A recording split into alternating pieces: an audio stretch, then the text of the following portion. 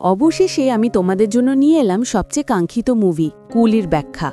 এই দুর্ধর্ষ মাফিয়া গল্প এবং চমকপ্রদ অ্যাকশন দৃশ্যগুলো এতটাই আকর্ষণীয় যে বন্ধুর মৃত্যুর প্রতিশোধ নিতে গিয়ে একজন কুলি কিভাবে একটি পুরো গ্যাংকে ধ্বংস করে দিতে পারে তা না দেখলে বুঝতে পারবে না। তাই আজকের ভিডিওটি হতে চলেছে অত্যন্ত রোমাঞ্চকর এবং উত্তেজনাপূর্ণ। চলো আর দেরি না করে এই মুভিটির ব্যাখ্যা শুরু করি। মুভির শুরুতে আমরা এক ব্যক্তিকে পুলিশের কাছে কিছু তথ্য দিতে দেখি। এই ব্যক্তি ভারতের বিশাখাপত্তনম বন্দরে 1 বছর ধরে কুলির ছদ্মবেশে কাজ করছে। তবে তার আসল কাজ হল বন্দরের স্মাগলিং সিন্ডিকেটের সব গোপন তথ্য সংগ্রহ করা। এই বন্দর সাধারণ 8-10টা বন্দরের মতো নয়, কারণ এখানে দেশের সবচেয়ে বড় স্মাগলার সাইমন জেভিয়ারের রাজত্ব চলছে। সরকার থেকে বন্দরের পুরো অংশ লিজ নেওয়ার পর এখন সে একমাত্র মালিক। সাইমনে ছিল 8 জন বাবার স্মাগলিং গ্যাংয়ের সঙ্গে সরাসরি যুক্ত হতে চায় মা, কিন্তু সে একজন কাস্টম অফিসার হিসেবে বাবাকে বিভিন্ন সরকারি সমস্যায় সাহায্য করে। বন্দরে মালিকানা পাওয়ার পর সাইমন এটিকে স্মাগলিংয়ে স্বর্গরাজ্যে পরিণত করেছে। এখানে প্রতিদিন কোটি কোটি টাকার লাক্সারি ঘড়ি, স্বর্ণ এবং ইলেকট্রনিক্স পাচার হয়। তার বিশাল সিন্ডিকেটে 14,000-এরও বেশি লোক কাজ করে এবং তাদের সবাইকে কঠোর নিরাপত্তা পরীক্ষার মধ্যে দিয়ে প্রতিদিন বন্দরে ঢুকতে হয়, এমনকি কাউকে ফোনও নিতে দেওয়া হয় না। তথ্যদাতা আরও জানায় যে এই বন্দরে সবকিছু পরিচালনা করে একজন ভয়ঙ্কর গ্যাংস্টার নামের দয়াল। সাইমনের পরে সে হলো গ্যাংটির দ্বিতীয় নেতা। যদিও তার নাম দয়াল, সে কাউকে বিন্দুমাত্র দয়া দেখায় না। তাকে দেখলেই মনে হয় তার মাথায় অনেক পরিকল্পনা আছে। তবে কাজের ক্ষেত্রে এই এলাকা থেকে আরও বিপজ্জনক কেউ নেই। যদি তার গ্যাংয়ের কেউ বিশ্বাসঘাতকতা বা বন্দরের গোপন খবর বাইরে ভাস করে, তাহলে তাদের পরিবারের সদস্যদেরও নির্মমভাবে হত্যা করা হয়। এই কারণে এত বছরেও সাইমন গ্যাংয়ের কাছে কেউ আসতে পারে না। তবে পুলিশ এই সিন্ডিকেটকে দমন করার জন্য দীর্ঘদিন ধরে চেষ্টা চালিয়ে যাচ্ছে। তাই তারা সেখানে কুলির বেশে একজন তথ্যদাতাকে পাঠিয়েছিল। প্রায় 6 মাস পর সে পুলিশের কাছে গুরুত্বপূর্ণ তথ্য দিতে সক্ষম হয়। পরের দিন তার শেষ কাজের দিন ছিল, কিন্তু এর আগেই অর্জুন এসে দয়ালকে জানায় যে সেই ইনফর্মার। এই খবর শুনে দয়াল হ্যান্ডমাইক হাতে নিয়ে 137 নম্বর কুলিকে সামনে ডেকে নেয়। ওই ইনফর্মার ভয়ে ভয়ে বারবার বলে যে সে কিছুই জানে না, কিন্তু দয়াল নিজের ফোন বের করে দেখায় যে তারা ইতিমধ্যে তার পরিবারকে জিম্মি করেছে। তবুও লোকটি স্পাই হবার কথা অস্বীকার করলে তার স্ত্রী ও সন্তানদেরকে দয়ালের লোকেরা হত্যা করে ফেলে। তখন লোকটা বুঝতে পারে সবকিছু শেষ হয়ে গেছে। তাই সে রাগে দয়ালের জামার কলার ধরে টান দেয়, কিন্তু দয়াল সহজেই তাকে নিয়ন্ত্রণে নিয়ে আসে। এরপর সবার সামনে তাকে হত্যা করে জাহাজের ক্রেনের সাথে ঝুলিয়ে রাখা হয়। পরে দয়াল সবাইকে সতর্ক করে দেয় এবং জানায় যে কেউ যদি ওই কুলির মতো গুপ্তচর হবার চেষ্টা করে তাহলে তাদেরও একই পরিণতি হবে।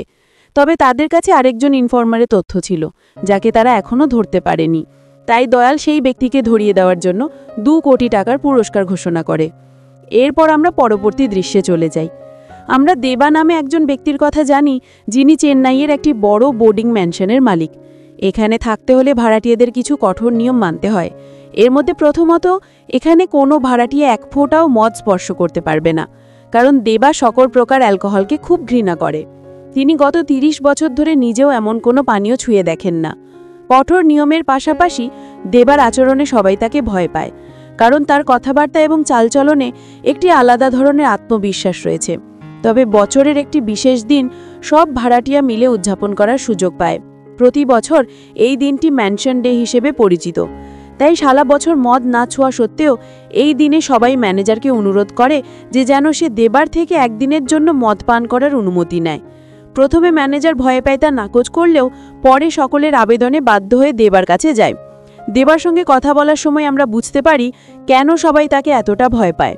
যাই হোক, ম্যানেজার যখন ধীরে স্থিরে কথা বলে তখন দেবা অবাক হয়ে গিয়ে বলে যে তিনি মদের জন্য রাজি আছেন, কিন্তু সেদিন বাইরে থেকে মদ আলা কোনো সুযোগ নেই। তাই দেবা তাদের লুকানো মদগুলো একত্রিত করতে বলে। তিনি জানতেন অনেকে এখানে গোপনে মদ নিয়ে আসে। এরপর তার নির্দেশে সবাই লুকানো মদগুলো একটা বড় পাত্রে ঢেলে ফেলে এবং তারপর দেবা চিয়ার্স বলে ওই বিশাল পাত্রটিকে লাথি মারেন এবং দোতলা থেকে নিচে ফেলেন। তখন সবাই বুঝতে পারে যে দেবা থাকলে তাদের জীবনে আর কখনো মদ স্পর্শ করা হবে না। তবে উৎসব চলাকালীন হঠাৎ করে দেবার বন্ধু রাজশেখরের মৃত্যুর খবর আসে এবং তিনি সবকিছু ছেড়ে দ্রুত বন্ধুর বাড়ির দিকে চলে যান। রাজশেখরকে শ্রদ্ধা জানাতে গিয়ে প্রীতি হঠাৎ তার বাবাকে সেখান থেকে চলে যেতে বলে, কিন্তু দেবার প্রতি প্রীতির এই ক্ষোভের কারণটা কি? এই প্রশ্নের উত্তর তোমরা শীঘ্রই জানতে পারবে। প্রীতির দ্বারা অপমানিত হয়ে দেবা রাজশেখরের বাড়ির বাইরে বসে থাকে। তখন সে দেখে এক ব্যক্তি রবি মদের বোতল হাতে নিয়ে কান্না করছেন এবং বলছেন যে এভাবে আমরা আর কতজনের লাশ দেখব।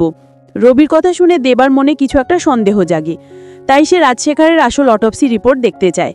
রিপোর্ট দেখার পর তার চোখ বিস্ময় চেয়ার থেকে বেরিয়ে আসে, কারণ রাজশেখরের পরিবারকে বলা হয়েছে যে তিনি হার্ট অ্যাটাকে মারা গেছেন, কিন্তু আসল রিপোর্ট তো সম্পূর্ণ ভিন্ন তথ্য দিচ্ছে। দেবা আরও জানতে পারে যে রাজশেখর 5 বছর আগে যে গবেষণা কেন্দ্রে কাজ করতেন সেখান থেকে চাকরি ছেড়ে দিয়েছিলেন। তাহলে এতদিন তিনি কি করছিলেন এবং কিভাবে নিজের পরিবারের খরচ চালাচ্ছিলেন? এসব প্রশ্নের উত্তর খোঁজার আগে সে আবারও প্রীতির সঙ্গে দেখা করতে যায়। প্রীতি আবার তাকে তাড়িয়ে দেওয়ার চেষ্টা করলে দেবা 2 মিনিট সময় নিয়ে তাকে রাজশেখরের অটোপসি রিপোর্ট দেখায়। সেখানে স্পষ্ট লেখা আছে যে তার বুকে কোনো ভারী অস্ত্র দিয়ে আঘাত করা হয়েছে, অর্থাৎ তার মৃত্যু স্বাভাবিক হার্ট অ্যাটাক নয়। এখন যে রাজশেখরকে হত্যা করেছে সে নিশ্চয়ই তার পরিবারের পিছনেও থাকবে, তাই দেবা প্রীতিকে রক্ষার জন্য তার পাশে থাকতে চায়। কিন্তু প্রীতি বলছে আমার বাবা তো আর ফিরে আসবে না, তাই সে দেবাকে বলছে এই বিষয়টি ভুলে গিয়ে নিজের মতো থাকতে দিতে। তবে দেবা প্রতিজ্ঞা করে যে সে রাজশেখরের মৃত্যুর প্রতিশোধ নেবে, কারণ তারা আত্মীয়। ভাইয়ের মতো হওয়ার পর দেবা রাজশেখরের মাতাল বন্ধু রবিকে খুঁজে বের করে। তাকে বেশ কয়েকবার প্রশ্ন করার পর রবি দেবাকে একটি গোপন জায়গায় নিয়ে যায় যেখানে গত 5 বছর ধরে রাজশেখরের অফিস ছিল। রবি জানায় যে রাজ সে রিসার্চ সেন্টারে কাজ করার সময় অনেক চেষ্টা করে একটি ইলেকট্রিক চেয়ারের উদ্ভাবন করেছে।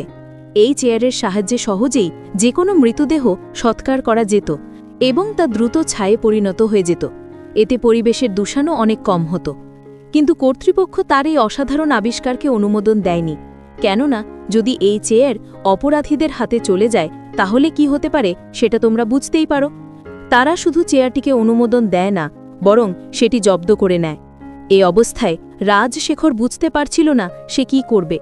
ঠিক তখনই সাইমন নামের একজন গ্যাংস্টার ছিলেন। তিনি সিন্ডিকেটের নিয়ম ভেঙে প্রচুর স্মাগলিং শুরু করেন এবং কোটি কোটি টাকা উপার্জন করতে থাকেন। ফলে সিন্ডিকেটের অন্য সদস্যরা তার এই অস্বাভাবিক সম্পদের রহস্য বোঝে না এবং সবাই মিলে তাকে মেরে ফেলার চেষ্টা করতে থাকে। কিন্তু সাইমন একা প্রতিযোগীদের ওপর হামলা চালাতে শুরু করে। যখনই সে সমস্যায় পড়ত তখন তার বিশ্বস্ত সঙ্গী দয়াল এসে তাকে রক্ষা করত। দয়াল তাকে বাঁচাতে গিয়ে নিজের পিঠে কিছু ছুরির কোপও খায়। এই পরিস্থিতিতে সাইমন পাগলের মতো পিস্তল চালিয়ে সকলকে শেষ করতে থাকে। অবশেষে তারা সব প্রতিযোগীকে শেষ করে দিয়ে নিজের একটা সাম্রাজ্য গড়তে সক্ষম হয়। তবে লড়াই করতে গিয়ে এক রাতে তাদের 22 জন মানুষকে হত্যা করতে হয়।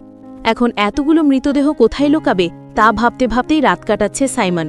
ঘুম হারানো অবস্থায় ছিল সাইমন। ঠিক তখনই তার ছেলে আর্জুন জানায় যে কিছুদিন আগে সে কাস্টমসে এমন একজনকে দেখেছে যিনি একটি অদ্ভুত চেয়ার আবিষ্কার করেছেন। এই চেয়ার যে কোনো প্রাণীকে মুহূর্তের মধ্যে ছায়ে পরিণত করতে পারে। এটা শুনে সাইমন দ্রুত রাজশেখরের কাছে চলে যায়। রাজশেখর প্রথমে রাজি হতে চাননি, কিন্তু সাইমন তার 3 মেয়েকে মারার হুমকি দেয়। ফলে রাজশেখর বাধ্য হয়ে পরিকল্পনাটি মেনে নেয়। তারপর সেই রাতে তিনি বড় মেয়ে প্রীতিকে নিয়ে 22টি মৃতদেহ সৎকার করেন। সাইমন তাকে বলে যে তার চেয়ার সত্যিই দ্রুত সবগুলো দেহকে পুড়িয়ে ফেলছে। সাইমন রাজশেখরকে টাকা দিয়ে সতর্ক করে যে যদি সে বাইরে গিয়ে কিছু বলে তাহলে নিজেও বিপদে পড়বে। এরপর থেকে রাজশেখর সাইমনের কর্মচারী হয়ে যায় এবং তার জন্য একটি গোপন অফিসও স্থাপন করা হয় যেখানে সে নিয়মিত সাইমন এবং দয়ালের খুন হওয়া দেহগুলোকে ছাই করে ফেলত। রাজশেখরের মৃত্যুর পর সেই চেয়ার চালানোর জন্য একমাত্র মেয়ে প্রীতি প্রস্তুত ছিল। তাই সাইমনের লোকেরা চাইবে যে তারা প্রীতিকে দিয়ে কাজ করাতে পারে, কারণ তাদের হত্যাকাণ্ড বন্ধ হবে না। এটি আমরা পরবর্তী দৃশ্যে দেখতে পাই যখন রাজশেখরের মৃত্যুর পর মৃতদেহগুলো সৎকার করতে না পেরে সাইমন চিন্তায় পড়ে যায়। সে দয়ালকে নির্দেশ দেয় যেন তারা প্রীতিকে কাজে লাগায়। দয়াল তৎক্ষণাৎ প্রীতিকে হোস্টেল থেকে আনার জন্য লোক পাঠিয়ে দেয়।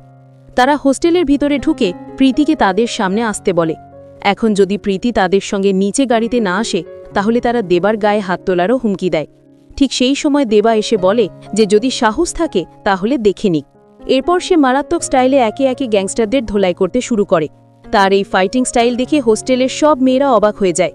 সে একাই 20-25 জন লোককে পরাস্ত করে ফেলে। অনেকক্ষণ ধরে মার খাবার পর তাদের লিডার জানায় যে দয়ালের আদেশে সে প্রীতিকে তুলে নিতে এসেছিল। তখন দেবা বলল, এটা বললে তো আমি নিজেই তোমাদের সঙ্গে দেখা করতে যেতাম, কারণ এই মেশিনটি চালানোর কাজ শুধু আমি জানি।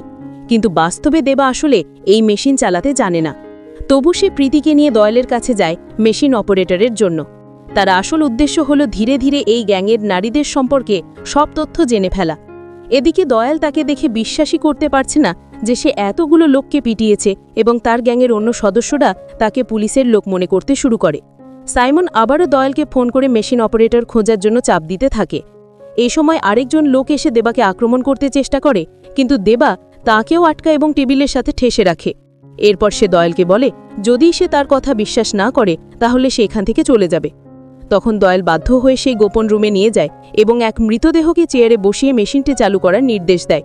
দেবা দয়ালকে হাই ভোল্টেজ থেকে দূরে থাকতে বলে এবং বাইরে বেরিয়ে প্রীতির সাথে ফিসফিস করে মেশিনের অপারেটিং সিস্টেম জানতে চায়।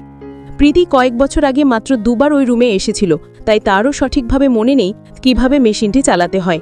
তবে তারা দুজনে মিলেই বেশ কয়েকবার চেষ্টা করার পর শেষে মেশিনটিকে চালু করতে সক্ষম হয়। দয়ালু মেশিনটি চালু হতে দেখে মনে হচ্ছে আকাশে চাঁদ হাতে পেয়েছে। তারপর অল্প সময়ের মধ্যে সেই মেশিনটির মৃত অংশকে সম্পূর্ণভাবে ছাই করে ফেলে। এরপর দেবা প্রীতিকে নিয়ে মেশিনটি পরিচালনা করতে থাকে, অর্থাৎ সে এখন রাজশেখরের মতো সাইমনের জন্য কাজ করছে, কিন্তু গোপনে নিজের তদন্ত চালিয়ে যায়। একদিন অর্জুন তার গ্যাংয়ের মধ্যে এমন একজনকে খুঁজে পায় যিনি পুলিশের সাথে দেখা করেছিলেন। তা সবাই জানত না। তখন সে দয়ালকে বিষয়টি জানায় এবং দয়াল তাকে সত্যি হুমকি দেয়। সেদিন তাদের পোটে একটি বিয়ের অনুষ্ঠান ছিল, তাই সাইমন সেখানে উপস্থিত হয়। সেখানে ঋষির কাছে জিজ্ঞেস করা হলে সে প্রথমে তার হাতে থাকা প্যারাগুলো খুলে ফেলে, পরে সে নিজেই হাতুড়ি দিয়ে লোকটিকে উপরে পাঠাতে যায়। অন্যদিকে দেবা অনেক তদন্ত করার পর বুঝতে পারে যে সাইমনের লোকেরা রাজশেখরকে হত্যা করেনি, কারণ তিনি তাদের গ্যাংয়ের গুরুত্বপূর্ণ সদস্য ছিলেন। কিন্তু যদি সাইমনটাকে না মারে তাহলে কে মারবে? এই প্রশ্নের উত্তর খুঁজতে হবে তাকে। তবে সেটার আগে সে প্রীতিকে এখান থেকে চলে যেতে বলে, কারণ এখানে থাকাটা তার জন্য নিরাপদ নয়। কিন্তু প্রীতি কাজ ছাড়তে নারাজ। তখন দেবা জানতে চায় কেন শুধু টাকার জন্য সেই বিপজ্জনক কাজ চালিয়ে যাবে। প্রীতি উত্তর দেয় যে তার বাবা মারা যাওয়ার পর 3 বোনের পড়াশোনা ও ক্যারিয়ারের জন্য তাকে এই কাজ করতে হচ্ছে। দেবা তখন তার নিজস্ব আয়ের কিছু টাকা প্রীতির হাতে দিতে চায়, যদিও প্রীতি নিতে চাচ্ছে না। দেবা বলছে, তোমার বাবার জন্য আমার কাজ করেছে, এই টাকা কিছুই না। এরপর সে প্রীতিকে তার বোনদের কাছে ফিরে যেতে অনুরোধ করে। ঠিক সেই মুহূর্তে দয়াল তাকে প্রীতিকে ফোন করে তার কাছে আসতে বলে দেবা জানায় যে এটা সাইমনের নির্দেশ। তাই প্রীতিকে নিয়ে আবার সাইমনের সঙ্গে দেখা করতে যায়। সাইমন তাকে দেখেই অদ্ভুতভাবে তাকিয়ে বলে, তোমাকে কোথাও দেখেছি। কিন্তু দেবা মুখ ঘুরিয়ে জানায় যে সে আগে কখনো সাইমনকে দেখেনি। তখন সাইমন বিষয়টি মাথা থেকে ঝেড়ে ফেলে তাদের দুজনের বডির দিকে ইঙ্গিত করে। তবে এক বডি দেখে দেবার চোখও বড় হয়ে যায়, কারণ সেই ডেড বডিটি ছিল সাইমনের বিশ্বস্ত সহকারী দয়াল। এর মানে হলো আগের সিনে সাইমন ঋষির বদলে দয়ালকে হত্যা করেছে। সাইমন জানায় যে তার পেছনে ছুরি মারছিল পুলিশকর্মী আসলে এই দয়ালই। এমন টুইস্ট আমি একেবারে ভাবতেই পারিনি। সাইমন ঋষিকে হাতুড়ি দিয়ে মারা না গিয়ে দয়ালকে মারার পর ঘোষণা দেয় যে যিনি 2 কোটি টাকার পুরস্কারের বোর্ডটা প্রথম স্পর্শ করবেন তিনি পাবেন সেই টাকা। এতে পোর্টের সবাই মাথামাতি শুরু করে এবং এক ব্যক্তি শেষ পর্যন্ত বোর্ড স্পর্শ করে পুরস্কার অর্জন করে নেয়। অর্থাৎ সাইমনের পাগলামি সম্পূর্ণ ভিন্ন পর্যায়ে চলে গেছে। যদিও দয়ালকে হত্যার পর সে দেবাকে তার লাশ জ্বালাতে বলেনি, বরং কাছের একটি কবরস্থানে দাফন করার নির্দেশ দেয়, কারণ সে চায় পুলিশের কাছে দয়ালের মৃত্যু একটি বার্তা হয়ে থাকুক। এরপর সাইমনের কথা মতো দেবা প্রীতিকে সঙ্গে নিয়ে ওই কবরস্থানে আসে এবং তারা দুজনে মিলে লাশগুলো দাফন করে দেয়। কিন্তু সেখানে ঘটে একটি অদ্ভুত ঘটনা। দাফন করার পর যখন তারা চলে যাচ্ছে, হঠাৎ কবর থেকে বেরিয়ে আসে দয়ালের হাত। এর মানে হলো দয়াল তখনও জীবিত ছিল। এরপর দেবা এসে দয়ালকে হাত ধরে কবর থেকে বের করে আনে। দয়াল তার মুখ থেকে বালির কাদা ঝরাতে থাকে এবং দেবার কাছে নিজের জীবনের জন্য ভিক্ষা চায়। সে জানায় গত 5 বছর ধরে সে নিজের পরিবারের কাউকে দেখেনি, অথচ তার 2টি ছোট শিশু রয়েছে। এই সময় দেবা সাইমনের গ্যাংয়ের একজন সদস্যকে ফোন করে দয়ালের বেঁচে থাকার খবর দেয়। ওই ব্যক্তি তাকে বলেন দয়ালকে মারার প্রয়োজন নেই, কারণ তার কাছে 200 কোটি টাকারও বেশি সম্পত্তি আছে। তাই যদি তারা আগে সেই সম্পত্তিগুলো নিয়ে নিতে পারে তাহলে ভাগাভাগি করতে পারবে। এরপর তিনি দয়ালকে বাঁচিয়ে রাখার কথা বলেন এবং নিজে গোরস্থানের দিকে রওনা দেন। অন্যদিকে সাইমন খুব দ্রুত খবরটি পেয়ে যায়। সে দেবাকে ফোন করে বলে যে তুই যদি দয়ালকে হত্যা করিস তাহলে আমি তোমার জন্য কিছু করব। তবে প্রীতির অনেক অনুরোধ থাকার পরও সে দয়ালকে মারতে প্রস্তুত হয়। তারপর সে আবার কবরে মাটি ভরাট করে এবং সেখানে বসে অপেক্ষা করতে থাকে। কিছুক্ষণ পর সাইমনের গ্যাংয়ের সদস্য এসে জানতে পারে যে দেবা দয়ালকে শেষ করেছে এবং মাথার চুল ছিঁড়তে থাকে। তবে দেবা যুক্তি দেয় যে যদি দয়াল কমিশনার অফিসে চলে যেত তাহলে সবাই বিপদে পড়ত। তখন ওই ব্যক্তি তাকে সাইমনের কাছে নিয়ে যায়। সাইমন ততক্ষণ পর্যন্ত তার পোর্টের ভিতরে একটি পার্টিতে নাচাগান করছে। দেবা আসার পর সে মিউজিক বন্ধ করে তাকে ডাকতে বসায়। তারপর ল্যাপটপ খুলে বলেছিলাম না দয়ালকে শেষ করলে তোমার জন্য কিছু করব, এই তো তোমার জন্য একটা বড় উপহার। যখন সে ল্যাপটপে ভিডিও চালু করে তখন দেবার হার্টবিট জন্য থেমে যায়। ভিডিওতে সে দেখতে পায় দয়াল রাজশেখরকে একের পর এক ঘুষি মারছে। মৃত্যুর আগে রাজশেখর দয়ালের কাছে কানে কানে কিছু একটা বলে যায়। এর মানে হলো দয়ালই রাজশেখরের আসল খুনি। কিন্তু সে কেন তাকে এমনভাবে হত্যা করল? এই প্রশ্নটি দেবার মনে বারবার ঘুরছে। সাইমনও যে একজন বড় খেলোয়াড় তা এখন দেবার কাছে স্পষ্ট। আসলে সাইমন জানত যে দেবা রাজশেখরের বন্ধু এবং তার মৃত্যুর কারণ জানতে এসেছে। এর জন্যই সে এতদিন ধরে দেবাকে নজরে রেখেছিল। তবে ভয়ঙ্কর বিষয় হলো দয়ালকে আসলে দেবা মারেনি, কারণ দয়াল প্রাণ ভিক্ষা চেয়েছিল এবং প্রীতির অনুরোধের কারণে দেবা তাকে বাঁচিয়ে একটি ট্রেনে তুলে দিয়েছে। অর্থাৎ সে তার বন্ধুর হত্যাকারীকে নিজ হাতে রক্ষা করেছে। এরপর সে তাদের মধ্যে একজনকে তার সাথে নিয়ে যেতে বলে, কারণ একা বাড়ি ফিরতে পারবে না। দেবা তার সাথে যেতে চাইলেও প্রীতি তাকে সাইমনের সাথে দেখা করতে বলেছে, তাই সে নিজে দয়ালের সঙ্গে থেকে যায়। যেহেতু দয়াল রাজশেখরের খুনি, তাই তার সঙ্গে প্রীতির থাকা কতটা বিপজ্জনক তোমরা বুঝতেই পারছো। এদিকে দেবা বারবার জিজ্ঞেস করতে থাকে যে দয়াল রাজশেখরকে কি বলেছিল। তখন সাইমন উত্তর দেয়, এখন আর এই প্রশ্ন করার কোনো মানে নেই, কারণ দুজনই তো চলে গেছে। আসলে তখন সাইমন জানত না যে দয়াল এখনও বেঁচে আছে। ঠিক সেই সময় দেবার ফোন আসে এবং ততক্ষণে দয়াল প্রীতিকে জিম্মি করে রেখেছে। এবারই দেবা জানতে চায় যে মৃত্যুর আগে রাজশেখর কানে কি বলেছিল। তখন দয়াল বলেন যে তিনি তার কানের কাছে এসে বলেছিলেন পাওয়ার হাউস। এখন এই পাওয়ার হাউস কি তা জানতে হলে আমাদের ফিরে যেতে হবে ৩০ বছর আগে। দেবা পোর্ট ইউনিয়নের কুলিদের নেতা ছিল। সে সবসময় মারামারি ও লড়াইয়ে জড়িত থাকত, আর তার বন্ধু রাজশেখর তাকে সমর্থন দিত। শুধু বন্ধু হিসেবেই নয়, দেবা ছিল রাজশেখরের বোনের প্রেমিক। তাই আমরা প্রীতিকে দেবার হাতে একটি ছবি ধরিয়ে দিতে দেখেছিলাম, যা ছিল তার এবং রাজশেখরের বোনের শেষ স্মৃতি। দুজনেই এক ভয়াবহ গ্যাস সিলিন্ডার বিস্ফোরণে মারা গিয়েছিল। ৩০ বছর আগে একদিন রাজশেখর দেবাকে বলেছিল যে মারামারির পর সে আর কখনো অ্যালকোহল পান করবে না। সেই থেকে ৩০ বছর ধরে দেবা মদের বোতলও স্পর্শ করেনি। কিন্তু আজ সে সাইমনের একটি অফারে মদের বোতল তুলে নেয়, তারপর অদ্ভুতভাবে মদ নিজে দাড়িতে লাগিয়ে খেতে শুরু করে। এই দৃশ্য দেখে সেই লোকটি এগিয়ে আসে যে তাকে দয়ালকে বাঁচাতে বলেছিল। লোকটি জানায় যে সে জানে দেবা প্রীতির সাথে কিছু একটা করেছে, তাই যদি দেবা তাকে সত্যি না বলে তবে সে তাকে শেষ করে দেবে। তখন দেবা কোনো উত্তর না দিয়ে তার বুক বরাবর তলোয়ার চালায়। সাইমন তখন পিস্তল তাক করে জানায় এই লোকটি তাকে দয়ালকে বাঁচাতে বলেছিল। কিন্তু সাইমন উত্তরে বলে যে মৃত্যু কবে হবে তা কেবল তিনি ঠিক করবেন। এরপর সাইমন দেবাকে সরি বলতে বলে, কিন্তু দেবা তার কথায় পাত্তা না দিয়ে সরাসরি বের হয়ে যায়। ফলে সাইমন তাকে মারতে পারে না, কারণ সে কোথাও আগে তাকে দেখেছে এবং এটি তার মনে সন্দেহের সৃষ্টি করছে। এইদিকে বের হওয়ার পর দয়াল ফোন করে জানায় যে এখন পৃথিবীর সকলের কাছে সে মৃত, তাই দেবাকেই তার নির্দেশ অনুযায়ী চলতে হবে এখন প্রীতি নিয়ে। দেবা তার হাতে বন্দী থাকায় এই কথায় সম্মত হয়। এরপর দয়াল প্রীতিকে জানায় যে সে কিভাবে তার বাবাকে হত্যা করেছে। আসলে রাজশেখর সাইমনের নির্দেশে কাজ করতে গিয়ে অজান্তেই অনেক তথ্য সংগ্রহ করেছে। সেই তথ্য নিয়ে সে একটি ফাইলও তৈরি করে। কিন্তু দয়াল যখন এটি জানতে পারে তখন সে তাকে প্রচণ্ড নির্যাতন করতে শুরু করে। তখন রাজশেখর তাকে বলে যে তার মৃত্যু যেন স্বাভাবিকভাবে ঘটে, কারণ অন্যথায় তাকে মারতে একজন পাওয়ার হাউস নামের ব্যক্তি আসবে। এই কথা শুনে দয়াল তার হৃৎপিণ্ড বরাবর ঘুষি মেরে তাকে শেষ করে দেয়। কিন্তু যদি সে সাইমনের সব নির্দেশ পালন করত তাহলে তাকে আন্ডারকভার পুলিশ অফিসার ভাবল কেন? সবকিছু যেন গোলমাল হয়ে যাচ্ছে।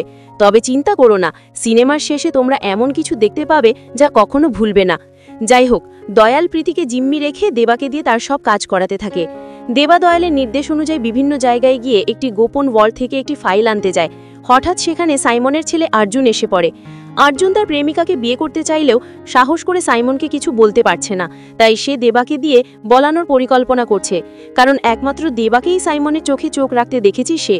এখন দেবার কাছ থেকে সময় চাইলে অর্জুন জানিয়ে দেয় যে সে ঠিক সময় কথা বলবে। এরপর দেবা আবারও দয়ালের নির্দেশ অনুযায়ী একটি গোপন রুমে পৌঁছায়, যেখানে আগে থেকেই কিছু লোক আরেক ইনফর্মারকে নিয়ে বসেছিল। ওই ইনফর্মারই সাইমনের ঘোষণা অনুসারে ২ কোটি রুপি পুরস্কার পেয়েছিল। এখন তাকে পাহারা দেওয়া গ্যাংলিরা বলে দেবার কাছে ২ কোটি টাকা আছে, যদি সেই টাকা বসের হাতে দেয় তাহলে আমাদের আরও ২ কোটি টাকা পাওয়া যাবে, তাই ভালো হবে যদি তুইও আমাদের সঙ্গে ডিল করিস। তাদের কথায় দেবা লোকটিকে সাইমনের কাছে নিয়ে যেতে রাজি হয়। কিন্তু গাড়িতে ওঠার পর হঠাৎ লিটারের মনে একটা সন্দেহ জাগে। তারা সবাই গ্যাংয়ের সদস্য, তাই রুমের পাসওয়ার্ড সবার জানা। দেবা এখানে কিভাবে এলো? তার তো পাসওয়ার্ড জানার কথা নয়। যখন তাকে এই বিষয়ে প্রশ্ন করা হয় তখন সে কোনো উত্তর না দিলে সব গ্যাংস্টাররা ধারালো অস্ত্র নিয়ে তার দিকে তেড়ে আসে। তবে দেবার মারাত্মক স্টাইল দিয়ে এক এক করে তাদের সবাইকে পরাজিত করতে থাকে। প্রচুর অস্ত্র নিয়ে হামলা করেও কেউ তার একটি চুলও বাঁকা করতে পারে না। বরং সে তাদের নিজেদের অস্ত্র দিয়ে মেরে ফেলে। সব গ্যাংস্টারদের শেষ করার পর দেবা বন্দী অবস্থা থাকা ইনফরমারের মুখের বাঁধন খুলে দেয়। তারপর সেই ইনফরমার তাকে জানায় যে দয়াল যে ফাইলটা আনতে বলেছে সেটা সাধারণ নয়। এই ফাইলে এমন একটি অপরাধের রেকর্ড রয়েছে যা প্রকাশ পেলে পুরো দেশের মানুষ হতবাক হয়ে যাবে। গোল্ড আর ওয়াচ স্মাগলিংয়ের আড়ালে সাইমন আসলে হার্ট ট্রাফিকিং করে, অর্থাৎ মানুষকে মেরে তাদের হার্ট বিক্রি করে বড় বড় বিদেশি ক্লায়েন্টদের কাছে। এই হার্টগুলো সাধারণ মানুষের কাছ থেকে নেওয়া হয়। প্রথমে তাদের মেডিকেল চেক আপ করা হয়, তারপর খাইয়ে সুস্থ রাখা হয় এবং একদিন ঘুমন্ত অবস্থায় তাদের শেষ করে হার্ট বের করা হয়। এখন এই ভয়ঙ্কর তথ্য পাওয়ার জন্যই দয়াল এই কাজটি করছে। দেবা এসব জানার পর ইনফরমারকে বলল বডিগুলো পুড়িয়ে ফেলতে এবং সেখান থেকে চলে গেল। এদিকে দয়াল তার উপরে নিজের লোকগুলোকে রেখেছিল, কারণ তারা জানতে পেরেছিল যে দয়াল আসলে আগে একজন পুলিশ কনস্টেবল ছিল, যার আসল নাম দিলীপ। তাকে ইচ্ছে করে কিছু পরীক্ষায় ফেল করিয়ে এই কাজে পাঠানো হয়েছিল, যাতে তার কোনো পুলিশি রেকর্ড না থাকে। দেবাকে সে ফোন করে জানায় যে তার জন্য শেষ একটি কাজ করতে হবে। সাইমনের ছেলে অর্জুনকে পোর্ট থেকে তার কাছে নিয়ে আসতে বলে। এরপর সে প্রীতিকে ছেড়ে দেবে এবং দেবাও তার হাত থেকে মুক্তি পাবে। এদিকে প্রীতিকে সে লিটারালি কুকুর বাঁধার চেইন দিয়ে বেঁধে রেখেছিল।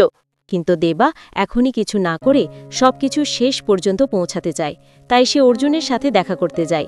অর্জুনও তার কথা বলার জন্য গাড়িতে উঠে বসে। তারপর দয়াল তাকে ফোন করে নিচে থাকা পিস্তল দিয়ে অর্জুনকে মারতে বলে, কিন্তু দেবা তাকে বোঝানোর চেষ্টা করে যে অর্জুন এই গ্যাংয়ের মধ্যে সবচেয়ে ভালো ছেলে, তাই তাকে হত্যা করতে দেওয়া কোনোভাবেই তার ইচ্ছে ছিল না। কিন্তু দয়াল প্রীতিকে মেরে ফেলার হুমকি দিলে দেবা বাধ্য হয়ে গাড়িটা অন্য পথে নিয়ে যায়। তখন অর্জুন বুঝতে পারে যে দেবা তার সাথে কি করতে চলেছে এবং বলে যে অনেক দিন ধরেই সেই গ্যাং থেকে বেরোনোর চেষ্টা করছিল, কিন্তু বাবার কারণে সেটা সম্ভব হয়নি। সে জানতো একদিন তাকে মরতেই হবে, কিন্তু কখনো ভাবেনি যে দেবার হাতে মারা যাবে। দেবা তার কথায় কোনো জবাব না দিয়ে তাকে নদীর তীরে নিয়ে যায়, যেখানে তার প্রেমিকা অপেক্ষা করছিল। দেবা মারার বদলে বোর্ডে করে পালিয়ে যেতে বলে। অর্জুনের পর অবাক হলেও তার চোখে মুখে কৃতজ্ঞতা স্পষ্ট হয়ে ওঠে। এদিকে সাইমন তখন হারিশ মাংলিংয়ের দিকে নজর রাখছিল।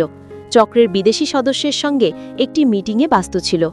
মিটিং শেষে দাহা নামে আরেকটি বড় মাফিয়ার সঙ্গে তার দেখা হওয়ার কথা ছিল। এর আগে সে জানতে পারে অর্জুন গাড়িতে কোথায় যাচ্ছে। দেবা যখন অর্জুনকে ছেড়ে দেয়, সাইমন তাকে ফোন করলে জানায় যে সে বন্ধুদের সঙ্গে পার্টিতে আছে। এরপর সে নিজের প্রেমিকার সঙ্গে পালানোর জন্য প্রস্তুতি নেয়। এদিকে দেবা তাকে ছেড়ে দিয়েছে এই খবর দ্রুত দয়ালের কাছে পৌঁছে যায়। তখন সে দেবাকে ভিডিও কল করে প্রীতিকে 15 তলা থেকে ফেলে দেবার হুমকি দেয়।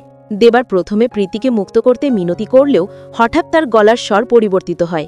নিজের আসল নাম শুনে দয়াল ভূতের মতো চমকে ওঠে।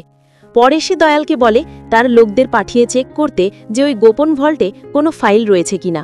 দয়াল তার লোকদের পাঠিয়ে জানতে পারে যে দেবা আগেই সব ফাইল গায়েব করে ফেলেছে। শুধু তাই নয়, দেবার হাতে জিম্মি হওয়া প্রীতির 2 বোনকেও উদ্ধার করে নেয়। তবুও দয়াল প্রীতিকে মারার হুমকি দিলে দেবা একটি শক্তিশালী বোমার বিস্ফোরণ ঘটায় এবং হাসতে হাসতে বলে। অর্জুনকে ছেড়ে দেবার পরপরই দয়ালের কাছে এই খবর আসে। তখন দেবাও নিশ্চিত হয় যে এই তথ্য অর্জুনের প্রেমিকা তার কাছে লিক করেছে, কারণ সেখানে অর্জুন এবং সেই মেয়েটা ছাড়া আর কেউ ছিল না। তার সহকারীর সাহায্যে সে মুহূর্তেই মেয়েটির পরিচয় বের করে ফেলে। মেয়েটি আসলে দয়ালের স্ত্রী কল্যাণী, যিনি এই মিশনে তার সঙ্গে কাজ করছেন। ভাইরে ভাই, ভাবো কী রকম টুইস্ট। অর্জুনকে নিয়ে বের হওয়ার আগেই দেবা সত্যিটা জানিয়ে কল্যাণীকে ধরে ইলেকট্রিক চেয়ারে বসিয়ে রাখে। এখন স্ত্রীর মায়ায় দয়াল পুরোপুরি ভীতু ইঁদুরের মতো হয়ে প্রীতিকে ছেড়ে দেয়। এরপর প্রীতি দেবার নির্দেশ অনুযায়ী তার হাতে ও গলায় চেন পরিয়ে দেয়। তারপর সে তার মনের ক্ষোভ মেটাতে একটি থাপ্পড় মারতে গিয়ে সেখান থেকে চলে আসে। এদিকে দেবা রাজশেখরের বন্ধু রবিকে কলোনির পাহারায় রেখে যায়। যাবার আগে রবি তাকে জানায় যে যদি কেউ তার পুরাতন ল্যান্ডলাইনে ফোন করে কুলির নাম্বার জানতে চায়, তাহলে তা দেবার বায়োলজিক্যাল সন্তান হবে। আসলে রাজশেখরের বোনের গর্ভে দেবার একটি সন্তান জন্ম হয়েছিল, যা সে তার কাছ থেকে লুকিয়ে রেখেছিল। সে কয়েকবার এই বিষয়টি বলার চেষ্টা করলেও সত্যি বলতে পারেনি। এখন রবির মুখ থেকে এই সত্যটা জানার পর দেবা খুব আবেগপ্রবণ হয়ে পড়ে। তৎক্ষণাৎ সে নিজের সঙ্গীদের ফোন করে খোঁজ নেয় যে তার ল্যান্ডলাইনে কেউ কি কুলির নাম্বার জানতে চেয়েছে কিনা, কিন্তু তখন পর্যন্ত তার কাছে এমন কোনো ফোন আসেনি। এরপর সে ম্যানশনের দিকে রওনা দেয়, কারণ ইতিমধ্যে সেখানে সাইমনের লোকেরা এসে পৌঁছেছে। দেবা চলে যাওয়ার সাথে সাথে কল্যাণী জোরে কান্না শুরু করে দেয়। তার কান্না দেখে প্রথমে অর্জুন রেগে গেলেও পরে তার মন গলে যায়। যেমন বলে, প্রেমের জন্য মানুষ সব ভুলে যায়। যাক, রবি অনেক নিষেধ করার পরেও সে কল্যাণের সব বাঁধন খুলে দেয়। এখানে কল্যাণী মুক্ত হয় তাকে জড়িয়ে ধরে কাঁদতে থাকে, তবে পরে সে তাকে ঝেড়ে ফেলে দিয়ে পেটানো শুরু করে। বুঝতেই পারছেন, বিশ্বাসঘাতকরা কখনো ঠিক হয় না। এরপর যখন দেবার লোকেরা তার ওপর হামলা করতে আসে, তখন সে তাদেরকেও মারতে থাকে। আসলেই কল্যাণী দয়াল তথা দিলীপের স্ত্রী নয়, বরং তিনি এই মিশনের একজন অংশীদার ছিলেন। পুলিশ বিভাগের পক্ষ থেকে তাদের দুজনকে একত্রিত করে এই মিশনের জন্য নির্বাচিত করা হয়েছিল। তবে তারা দুজন ভাবছিল যে পুলিশের কথা মতো কাজ করলে তারা শুধু মেডেলই পাবে, কোরেলেখান থেকে অনেক সম্পত্তি পেতে পারবে। এজন্য এই মিশনের নাম দিয়ে তারা দীর্ঘ সময় ধরে এই গ্যাংয়ের পিছনে ছিল। কিন্তু 5 বছরে তাদের মিশন শেষ হয়নি। অন্যদিকে রাজশেখর দয়ালকে হত্যা করেছে যাতে শুধু তারা দুজনেই এই সিক্রেটগুলো জানতে পারে। যতক্ষণ না তারা নিজেদের লাভ করতে পারবে ততক্ষণ সেখানে থাকবে এবং পরে পুলিশকে সবকিছু দিয়ে মেডেলও নিয়ে নেবে। কিন্তু তাদের পরিকল্পনা পুরোপুরি ভেঙে যায়।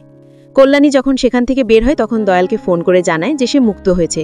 এই খবর শুনে দয়াল তৎক্ষণাৎ প্রীতিকে খুঁজতে বের হয়, কিন্তু দেবার লোকেরা তাকে অনেক দূরে নিয়ে গেছে। তবে দয়াল দুজন লোকের কাছ থেকে বাইক ছিনিয়ে নিয়ে দ্রুত গতিতে তাদের ধরতে সক্ষম হয়। চলন্ত অবস্থায় সে তাদের গাড়িতে ঢোকার চেষ্টা করলে ধস্তাধস্তি শুরু হয় এবং তাদের গাড়িটি নিয়ন্ত্রণ হারিয়ে রোডের ডিভাইডারের সাথে ধাক্কা খেয়ে থেমে যায়। এরপর দয়াল প্রীতিকে ধরার জন্য এগিয়ে গেলে তার লোকেরা বাধা দেয় এবং দয়াল তাদেরও মারতে শুরু করে। কিন্তু সবাইকে শেষ করার আগেই একজন ব্যক্তি প্রীতিকে নিয়ে পালাতে সক্ষম হয়। তারা দুজনে একটি ট্রেনে চড়লেও কিছুক্ষণ পরেই দয়াল সেখানে উপস্থিত হয় এবং ট্রেনের ভেতরে প্রীতিকে ধরার জন্য এগিয়ে যায়। তবে ট্রেনের বিভিন্ন বগিতে দেবার আরও লোক ছিল যারা সবাই মিলে দয়ালকে আটকানোর চেষ্টা করে, কিন্তু একে একে তারা সকলেই দয়ালের হাতে পরাজিত হতে থাকেন। দয়াল যেন এক অমানবিক শক্তি। এদিকে দেবা তার ম্যানশনে গিয়ে দেখে যে প্রীতির 2 বোন নিরাপদ আছে, যা দেখে সে স্বস্তির নিঃশ্বাস ফেলে। কিন্তু সাইমনের লোকেরা তখন তার ওপর হামলার জন্য আগে থেকেই প্রস্তুত ছিল, কারণ সাইমন ইতিমধ্যেই সিক্রেট রুমে প্রবেশ করে দেবা তার লোকদের মারার ভিডিও দেখে। এবার সে প্রচণ্ড আওয়াজে লাউড মিউজিক বাজানোর ব্যবস্থা করে যাতে মারামারির শব্দ প্রীতির কানে না পৌঁছয়। এরপর শুরু হয় সাইমনের লোকদের সঙ্গে তার তীব্র লড়াই। দেবার এই ভয়ঙ্কর লড়াই যে কোনো মার্শাল আর্টকেও হার বানাতে পারে। সে একাই সাইমন গ্যাংয়ের সকলকে পরাস্ত করতে থাকে। অন্যদিকে দয়ালু দেবা মারতে মারতে প্রীতির খুব কাছে চলে আসে। তখন প্রীতি আর কোনো উপায় না পেয়ে হঠাৎ রাজশেখরের কথা মনে করে। অনেক বছর আগে রাজশেখর তাকে বলেছিল যে যদি কখনো বিপদে পড়ে এবং সে অনুপস্থিত থাকে তাহলে যেন তার ফোনে একটি বিশেষ নাম্বারে কল করে। ওই নাম্বার ডায়াল করলে কুলির নাম্বার 582 বললেই তাকে উদ্ধার করতে একজন আসবে, কিন্তু সেই ব্যক্তি যে দেবা তা প্রীতি জানত না। শেষ পর্যন্ত প্রীতি রাজশেখরের কথা মতো দেবার নাম্বারে ফোন করে। এদিকে মেনশনের ভিতরে দেবার ফোন বেজে উঠলেও সে উত্তর দিতে পারছিল না, কারণ সাইমনের গ্যাংয়ের সঙ্গে তার যুদ্ধ হচ্ছিল। তবে দেবা একাই তাদের সবাইকে পরাস্ত করতে সক্ষম হয়। যখন সে ফোন ধরে তখন প্রীতির কণ্ঠ শুনলে তার বুক ধুকপুক করে ওঠে। তারপর প্রীতি কুলির নাম্বার দিয়ে সাহায্য চাইলে সে বুঝতে পারে প্রীতি তার সন্তান, কিন্তু তাকে বাঁচাতে যাওয়ার আগেই দয়াল এসে প্রীতির গলা চেপে ধরলে দেবার সহযোগীরা অনেক চেষ্টা করেও তাকে আটকাতে পারেনি। ফোনটা কাটা হলে দেবা পাগলের মতো হয়ে যায় এবং দ্রুত সাইমন গ্যাংয়ের বাকি সদস্যদের খতম করতে থাকে। এদিকে দয়ালের সঙ্গে দেবার আরেক সহযোগী ধস্তাধস্তিতে প্রীতির ফোন রেললাইনের বাইরে পড়ে যায় এবং লোকটি প্রীতিকে বাঁচানোর জন্য দয়ালকে নিয়ে ট্রেন থেকে ঝাঁপ দেয়। এরপর দেবা বারবার প্রীতির ফোনে যোগাযোগ করার চেষ্টা করতে থাকে। কল করার পরও ফোন রেললাইনে পড়ে থাকার কারণে সেটা গ্রহণ করা সম্ভব হয়নি। তখন দেবা এক হাতে সাইমনের লোকদের শেষ করে দেয়। অন্যদিকে দয়ালু দেবার শেষ সঙ্গীকে হত্যা করে কল্যাণীকে ফোন করে। সে তাকে জানায় যে প্রীতি তার হাত থেকে পালিয়ে গেছে। যদি সে ধরা না পড়ে তাহলে দেবার কাছে থাকা তার পাসপোর্ট, স্বর্ণ এবং অন্যান্য নথি আর ফিরে পাওয়া যাবে না। তখন কল্যাণী তাকে বলে যে ওই নথিগুলো কোথায় আছে তা সে জানে। দয়ালকে সে স্টেশনে পার্কিংয়ে থাকা গাড়ির নম্বর 00026-এ ওঠার নির্দেশ দেয়। তবে সে নিজেই আগে থেকেই ওই ট্রেনে বসেছিল। দয়াল আগে থেকেই জানত যে গাড়িতে উঠে থাকে কি করতে হবে, তাই সে পার্কিংয়ে গিয়ে একটি গাড়ির ফ্ল্যাগ স্ট্যান্ড খুলে নিয়ে ওই গাড়িতে বসে যায়। এরপর সে সাইমনকে ভিডিও কল করে কান্নাকাটি শুরু করে। সাইমন তখন মিটিং শেষে একটি থিয়েটারের মতো স্থানে ছিল। দয়াল তাকে ভিডিও কল দিয়ে জানায় যে তিনি দেবার নির্দেশ অনুযায়ী বাধ্য হয়ে সাইমনের বিরুদ্ধে কাজ করছেন, কারণ যদি তিনি এটা না করতেন তাহলে দেবা তার স্ত্রীকে হত্যা করত। তারপর ক্যামেরা ঘোরালে দেখা যায় অর্জুন বাধা অবস্থায় পাশে বসে রয়েছে। অর্জুন বলল, দেবা আমাকে এই কাজ করতে বলেছে, আমাকে ক্ষমা করবেন। এই কথা বলার পর দয়াল সাইমনের সামনে অর্জুনের হৃৎপিণ্ড কেটে ফেলে। এই দৃশ্য দেখে সাইমনের মাথায় লিটারেলি আগুন ধরে যায়। তিনি আর দেরি না করে নিজের প্রাইভেট জেট নিয়ে দেশে রওনা দেন। অন্যদিকে তার নির্দেশ অনুযায়ী আরও কিছু লোক মেনশনে গিয়ে দেবার ওপর হামলার জন্য প্রস্তুত হয়। তারা পুরো মেনশনের দেওয়ালে অনেকগুলো বোমা লাগিয়ে দেয় এবং তাদের লিডার তার পিঠ বরাবর কুড়াল নিক্ষেপ করে কিছুক্ষণ অপেক্ষা করে থাকে। মারামারি করার পর দেবা সেই ব্যক্তিকে বলে যে তারা তার সব অতীত জানে। শুধু তাই নয়, এই মেনশনে 18 জন কুলি আছে সেটাও তাদের জানা। ইতিমধ্যে তাদের সবাইকে জিম্মি করা হয়েছে যাতে সিটি বাজালে তাদের শেষ করে দেওয়া যায়। কিন্তু লোকটিকে অবাক করে দিয়ে দেবা নিজেই সিটি বাজিয়ে দেয়। তখন জিম্মিতে থাকা কুলিরা পুরো স্টাইল করে গ্যাংস্টারদের দিকে আক্রমণ করতে থাকে। দয়াল জানায় যে 18 জনের বাইরে আরও একজন মহাবলী কুলি ছিল। তার নির্দেশে কালিশা নামের সেই কুলি লড়াইয়ে যোগ দেয়। এরপর সে এবং দেবা ও অন্যান্য কুলিরা মিলে সাইমনের সব লোককে উপরে পাঠাতে থাকে। দেবা নিজেও তার পিঠ থেকে কুড়াল বের করে মারাত্মক স্টাইলে সবাইকে শেষ করতে শুরু করে। তার দলের কুলিরাও এত শক্তিশালী ছিল যে তারা পুরো একটি গ্যাংয়ের বিরুদ্ধে দাঁড়িয়ে যায়। কালিশাও একাই অনেককে শেষ করে ফেলে। এভাবে দেবা আর কালিশা মিলে সাইমনের সব লোককে পরিষ্কার করে ফেলে। অন্যদিকে কল্যাণী এবার প্রীতিকে দেবার কাছে নিয়ে যাওয়ার নাম করে তাকে একটি গাড়িতে বসায়, কিন্তু সেই গাড়ির ড্রাইভারের জায়গায় ছিল সাইমনের লোকজন। কল্যাণী দেখে যে সাইমন গ্যাংয়ের সদস্যদের জন্য কোনো শেষ নেই। লোকগুলোকে দেখে কল্যাণী তার জুতোতে রাখা ছুরি বের করতে গেলে তাদের অস্ত্র দেখে সে চুপ হয়ে যায়। তারপর তারা তাকে সরাসরি সাইমনের কাছে নিয়ে যায়। সাইমন প্রীতিকে বসিয়ে রেখে কল্যাণীকে বলে, আমার ৫,০০০ কোটি টাকার সম্পত্তি উপভোগ করার মতো এই দুনিয়াতে শুধু একজনই ছিল, কিন্তু তার আমার সম্পত্তির প্রতি কোনো আগ্রহ ছিল না। তা না হলে আজ সে আমার এই চেয়ারেই বসে থাকত, আর তুমি তাকে প্রেমের জালে ফাঁসিয়ে শেষ করে দিলে। এরপর সে দয়ালকে ভিডিও কল করে কল্যাণীর পরিস্থিতি দেখায় এবং কল্যাণী বারবার মিনতি করতে থাকে যে সে দয়ালের কথাগুলো মনে রাখবে। এগুলো করতে তাকে বাধ্য হতে হয়েছে। ঠিক এখানে সে সাইমনের সঙ্গে সহানুভূতি খেলার চেষ্টা করে এবং তার গলায় ছুরি বসাতে যায়, কিন্তু সাইমন তো সহজে হার মানবে না, তাই সে দেবার হাত ধরে সেই ছুরির সাহায্যে তাকে শেষ করে দেয়। অন্যদিকে দয়াল শুধু এই দৃশ্য দেখতেই পারছে, কিছুই করতে পারছে না। এদিকে দেবা এখন প্রীতিকে রক্ষা করার জন্য সরাসরি সাইমনের কাছে চলে আসে। সাইমন তাকে জানায় যদি সে দয়ালকে ছেড়ে না দিত তাহলে আজ অর্জুন বেঁচে থাকত। এরপর সে দেবাকে প্রিয়জন হারানোর কষ্ট বুঝতে দিতে প্রীতিকে মারার হুমকি দেয়। এরপর সাইমন দেবাকে তার আসল পরিচয় প্রকাশ করতে বলে, কারণ শুরু থেকেই তার কাছে দেবা পরিচিত মনে হচ্ছিল। পরে সে নিজের লোকদের দিয়ে প্রীতির হার্ট খুলে নেওয়ার জন্য অপারেশন চেম্বারে পাঠিয়ে দেয় এবং তাদেরকে ওয়াকিং টকিতে তার সিগন্যালের জন্য অপেক্ষা করতে বলে। এরপর ধীরে ধীরে দেবা তার অতীতের কথা বলতে শুরু করে। অনেক বছর আগে দেবা একজন কুলি ছিল, এটা তোমরা জানোই। যেমন অন্যান্য কুলিরা মালিকের নির্দেশে পণ্য পরিবহন করত, তেমনি দেবাও করত, তবে তারা কখনোই বক্সগুলোর ভেতরে কি আছে তা জানত না। একদিন বিদেশে এক মালিকের নির্দেশে পণ্য নিতে গিয়ে তাদের সব বক্সের ড্রাগস ধরা পড়ে। তখন বলা হয় যে যদি ১০০ জন নিজেদের অপরাধ স্বীকার করে তাহলে সবাইকে মুক্তি দেওয়া হবে, কিন্তু অনেকেই নির্দোষ থাকা সত্ত্বেও অপরাধের দায় নিতে বাধ্য হয়। রাজশেখরের বোনের স্বামী দেবাও নিজের পরিবারের কথা না ভেবে সেই দলে যোগ দেয়, যার জন্য প্রীতি তাকে ঘৃণা করত। যাই হোক, পরে মুক্তির বদলে সেই মালিকেরা সমুদ্রের মাঝখানে গিয়ে তাদের মেরে ফেলে যায়। এরপর সেখানে একটি ভয়াবহ লড়াই শুরু হয় এবং অনেক লোক মারা যায়, কিন্তু কুলি ইউনিয়নের নেতার হাতে সেই মালিকও প্রাণ হারায় এবং তার সমস্ত লোকেও সেই নেতা শেষ করে দেয়। এই নেতার নাম ছিল দেবরাজ, যিনি দেবানিজ নামে পরিচিত, এবং পোর্টের মালিকের নাম ছিল জেভিয়ার, যিনি মাফিয়া সাইমনের বাবা। ভাইরে ভাই, এখানে এমন এক চমকপ্রদ মোড় এসেছে যা সত্যিই আকর্ষণীয়। সেই সময় কিশোর সাইমন নিজের চোখে বাবাকে দেবার হাতে মারা যেতে দেখেছিল, তাই দেবাকে দেখলে সাইমনের মনে প্রথম থেকেই কিছু পরিচিত লাগছিল। এসব জানার পর দেবা ওয়াকিটকি এক মুহূর্তের জন্য অফ করে জানায় যে প্রীতি তার বন্ধুর মেয়ে নয়, বরং তার নিজের মেয়ে। সবকিছু জানতে পেরে সাইমন উন্মাদের মতো দেবাকে মারতে যায়। তখন সিনেমাটির সবচেয়ে উত্তেজনাপূর্ণ লড়াই তাদের মধ্যে শুরু হয়। কেউই যেন একে অপরকে সহজে হারাতে পারে না। প্রথমে সাইমন মার খায়, কিন্তু পরে সে দেবাকে শক্তিশালীভাবে প্রতিরোধ করতে শুরু করে এবং দেবা ও সাইমনের পিস্তল দিয়ে তার লোকদের শেষ করতে থাকে। কিছুক্ষণ মারামারি চলার পর অবশেষে দেবার হাতে ধরা পড়ে সাইমন। দেবা তাকে কুড়াল দিয়ে আঘাত করতে শুরু করে।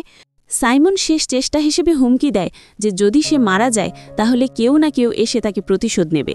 এরপর সে ওয়াকিটকি নিয়ে তার লোকদের প্রীতির হৃদয় বের করার নির্দেশ দেয়, কিন্তু কালিশা ইতিমধ্যে তাদের সবাইকে হত্যা করেছে।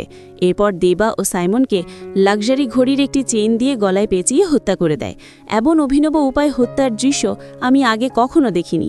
সবশেষে দেবা সাইমনকে তার পুরো গ্যাংসহ শেষ করে প্রীতিকে নিয়ে ম্যানশনের উদ্দেশ্যে রওনা দেয়, কিন্তু হঠাৎ করেই কিছু লোক এসে তাদের ঘিরে ফেলে। এরা সাইমনের গ্যাংয়ের থেকে অনেকটা আলাদা। তারা দেবাকে কোনো কিছু না বলেই তার চোখ মুখে কালো কাপড় বেঁধে ধরে নিয়ে যায়। এরপর তারা তাকে এক দূরবর্তী মরুভূমিতে নিয়ে যায়। যখন দেবার চোখ খুলল তখন সে চারপাশে অনেক গ্যাংস্টার এবং হাত বাঁধা কিছু নিরীহ মানুষকে দেখতে পেল। ঠিক সেই সময় একটি হেলিকপ্টার সেখানে এসে হাজির হয়। এর মধ্যে ছিল আরও একজন বড় মাফিয়া, যিনি দাহা নামে পরিচিত। দাহা হেলিকপ্টার থেকে এমনভাবে নামল যে দেখলে যে কেউ অবাক হয়ে যাবে। তার আত্মবিশ্বাস দেখে উপস্থিত সবাই ভীত হয়ে পড়ে। তারপর সে দুহাতে দুটো রাইফেল তুলে নিয়ে হাতবাঁধা লোকদের উপর হামলা শুরু করে। এরপর সে তার বাবাকে জিজ্ঞেস করে যে সে এই শত্রুদের শেষ করে দিয়েছে, এবার বাকিদের সঙ্গে কি করবে। কাক্কার তাকে নির্দেশ দেয় দেবাসহ অন্যদের মারতে। ঠিক তখন দাহা একটি তলোয়ার হাতে তুলে নিয়ে দেবার দিকে আক্রমণ করার জন্য এগিয়ে যায়, কিন্তু হঠাৎ করে দেবার মুখ দেখে সে থেমে যায়। তারপর আমরা একটি ফ্ল্যাশব্যাক দেখতে পাই, যেখানে ৩০ বছর আগে দেবা জেভিয়ার এবং তার গ্যাংকে শেষ করে ফেলেছিল, আর দূর থেকে দাহা সেটি দেখছিল। আসলে দাহার বাবা কাক্কার ছিল জেভিয়ারের ব্যবসায়িক অংশীদার।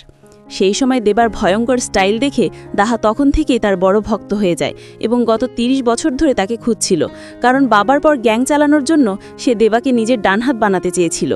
এত বছর পর দেবাকে চিনে আবারও তাকে একই প্রস্তাব দেয়। দেবা তখন বলে যে সে কাক্কারের সঙ্গে বিষয়টি নিয়ে একটু আলোচনা করতে যায়। এরপর সে কাক্কারের কাছে গিয়ে জানায় যদি কখনো কোনো কুলির উপর কেউ আঙ্গুল তোলে তাহলে সে দাহাসহ সবাইকে শেষ করে দেবে। কাক্কার তো আগে থেকেই তাকে দেখে প্যান্ট ভিজিয়ে ফেলেছিল, তাই সে এসব শুনে একদম শিশুর মতো আচরণ করতে থাকে। পরে দেবা তার প্রস্তাবে রাজি হয়ে যায়। অন্যদিকে তার লোকেরা ইতিমধ্যেই দাওয়ালকেও সেখানে ধরে নিয়ে আসে। যখন তারা দাওয়ালকে শেষ করতে যায় তখন দেবা ঘোষণা করে এটা তার শিকার। এরপর দেবা দাওয়ালের কাছে গিয়ে প্রশ্ন করে, তুই উপরে গিয়ে রাজশেখরকে কি বলবি? দাওয়াল উত্তর দেয় যে সে তাকে বলবে পাওয়ার হাউস কি জিনিস। সে সব কিছু বুঝতে পারছে।